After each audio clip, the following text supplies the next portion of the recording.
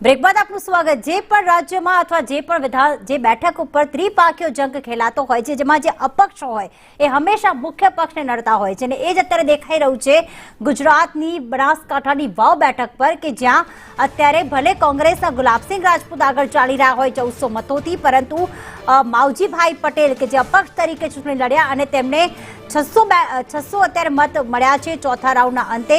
માવજી પટેલે જાણે ભારતીય જનતા પાર્ટીના મત કાપ્યા હોય તેવું લાગી રહ્યું છે। ભાજપને એનું નુકસાન થઈ શકે છે। જો કે આ ગણતરી હજી ચોથા રાઉન્ડના અંત સુધીના જે આંકડા આવ્યા છે તેના પરથી લાગી રહ્યું છે।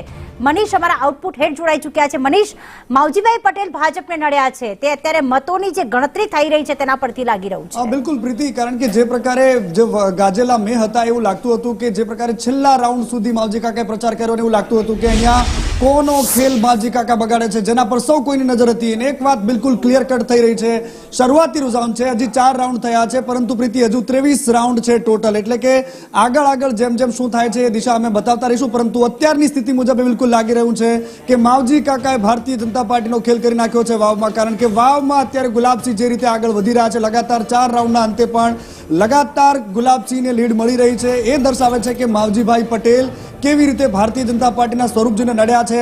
ભારતીય જનતા પાર્ટીએ જે પ્રકારે એડી ચોટીનું જોર લગાવ્યું હતું, અહીંયા શાખનો સવાલ બનાવ્યો હતો, ઇજ્જત દાવ પર લાગી હતી, કારણ કે અહીંયા બદલો લેવો હતો લોકસભાની ચૂંટણીનો, પરંતુ વિધાનસભાના અધ્યક્ષ શંકર ચૌધરીથી લઈને ભારતીય જનતા પાર્ટીના ગામના સરપંચ અહીંયા મેદાનમાં ઉતાર્યા અને તેમ છતાં પણ 4 રાઉન્ડના અંતે અત્યારે કોંગ્રેસના ગુલાબસિંહ આગળ ચાલી રહ્યા છે। બતાવે છે કે માવજી કાકાએ વોટોનું ધ્રુવીકરણ કર્યું અને આ ખેલ ભારતીય જનતા પાર્ટીને અહીંયા મોંઘો પડતો અત્યારના રૂઝાન મુજબ દેખાઈ રહ્યો છે।